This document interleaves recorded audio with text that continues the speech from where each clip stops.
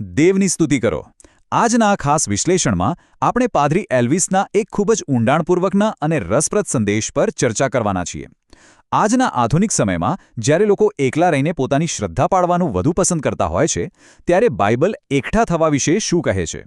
આ માહિતી ખરેખર એકલા રહીને વિશ્વાસ પાળવાના આધુનિક વિચાર સામે એક મોટો પ્રશ્ન ઊભો કરે છે. તો ચાલો આ અદ્ભુત વિષયની ઊંડાણમાં જઈએ. તો ચાલો આજની આપણી રૂપરેખા પર એક નજર કરીએ. સૌથી પહેલાં આપણે એક્લેસિયાનો સાચો અર્થ સમજીશું. ત્યારબાદ એકઠા થવાની ઈશ્વરીય ઈચ્છા શું છે તે જોઈશું. પછી મંડળીના 7 મુખ્ય પાસાઓ પર ચર્ચા કરીશું અને અંતે શરૂઆતના ખ્રિસ્તીઓ અને પાઉલના ઉદાહરણો જોઈશું. આ માળખું આપણને આ વિષયને વધુ સારી રીતે સમજવામાં મદદ કરશે. આપણે સીધા પહેલા વિભાગ પર આવીએ, એક્લેસિયાનો સાચો અર્થ. આગળ વધતા પહેલાં આ પાયાની પરિભાષાને બરાબર સમજવી એકદમ જરૂરી છે. ઉપદેશમાં વારંવાર એક ગ્રીક શબ્દ સાંભળવા મળે છે, એક્લેસિયા. હવે ધ્યાન આપજો, આ કોઈ ઈંટ કે પથ્થરની ભૌતિક ઇમારત વિશે નથી, જરાય નહીં. તેનો સાચો અર્થ થાય છે એવા લોકોનો સમૂહ જેમને દુનિયામાંથી બહાર બોલાવવામાં આવ્યા છે, જેથી તેઓ એક સભા તરીકે એકઠા થઈ શકે. એટલે કે ભેગા મળવું એ માત્ર કોઈ પ્રવૃત્તિ નથી, પણ તે આ સમુદાયની મૂળ ઓળખ જ છે. આ વાત મગજમાં બેસાડવી ખૂબ જરૂરી છે. આગળનો આપણો બીજો વિભાગ છે, એકઠા થવાની ઈશ્વરીય ઈચ્છા. ચાલો જોઈએ કે સાથે મળવું એ માત્ર માણસોનો વિચાર નથી, પણ એક દિવ્ય હેતુ છે. અહીં એક અદ્ભુત અને સ્પર્શી જાય તેવું ઉદાહરણ છે. બાઇબલમાં ઈશ્વરની ઈચ્છાને એક એવી મરઘી સાથે સરખાવવામાં આવી છે જે પોતાના બચ્ચાને સુરક્ષા આપવા માટે પોતાની પાંખો નીચે ભેગા કરે છે. આ કેટલી સુંદર વાત છે!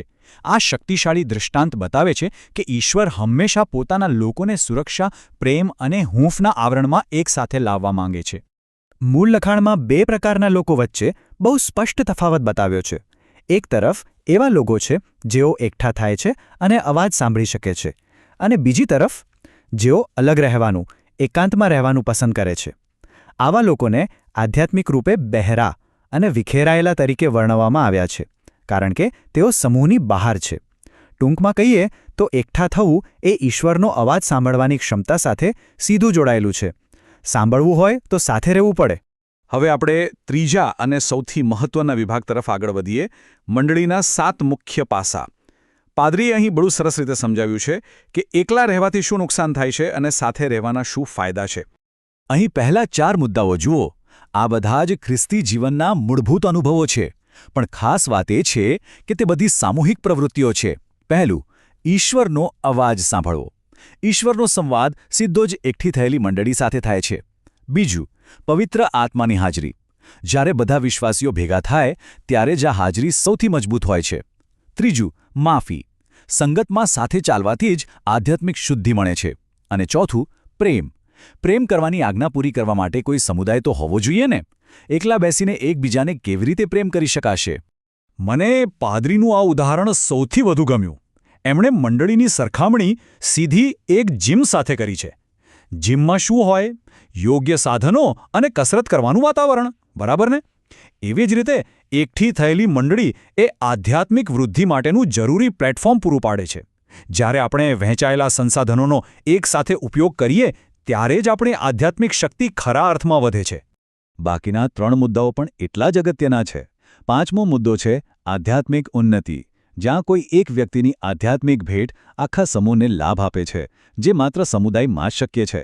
6ઠ્ઠી વાત, અને આ બહુ જ નોંધપાત્ર છે, નેતૃત્વ માટેની ઈશ્વરીય નિમણૂક. આ હંમેશા મંડળીની અંદર જ સ્થાપિત થાય છે, એકાંતમાં ક્યારે નહીં. અને છેલ્લે 7મું, પરિવારની સાચી ભાવના. ફરી યાદ કરીએ, મંડળી એ કોઈ ઇમારત નથી, પણ તે ઘરોમાં મળતો એક આધ્યાત્મિક પરિવાર છે. ચાલો હવે આપણે છેલ્લા વિભાગમાં પ્રવેશ કરીએ, શરૂઆતના ખ્રિસ્તીઓ અને પાઉલ. આપણે જોઈએ કે ઇતિહાસમાં આ સિદ્ધાંત કેવી રીતે અમલમાં મુકાયો હતો. શરૂઆતની મંડળીની સફળતાનું રહસ્ય આખી આ પ્રગતિમાં છુપાયેલું છે. તેઓ સતત ઘરોમાં એકઠા થતા. તેઓ સાથે મળીને પ્રાર્થના કરતા અને જમતા. અને આ બધી ક્રિયાઓનું પરિણામ શું આવ્યું? તેઓ પવિત્ર આત્માથી ભરાઈ ગયા અને તેમની સંખ્યામાં ઝડપથી વધારો થયો. આ એકદમ સ્પષ્ટ સાબિતી છે કે તેમની આધ્યાત્મિક શક્તિ અને વૃદ્ધિનો આધાર સંપૂર્ણપણે તેમના એકઠા થવાની પ્રતિબદ્ધતા પર હતો. અને પ્રેરિત પાઉલ જેવી મહાન ઐતિહાસિક વ્યક્તિનું ઉદાહરણ લો. પાઉલ જ્યારે જેરુસલેમ પહોંચ્યા ત્યારે તેમણે શું કર્યું? શું તેમણે એકલા બેસીને પોતાની શ્રદ્ધાનું પાલન કર્યું? બિલકુલ નહીં. તેમણે તરત જ સ્થાનિક વિશ્વાસીઓને શોધી કાઢ્યા અને તેમની સંગતને સંપૂર્ણ પ્રાથમિકતા આપી.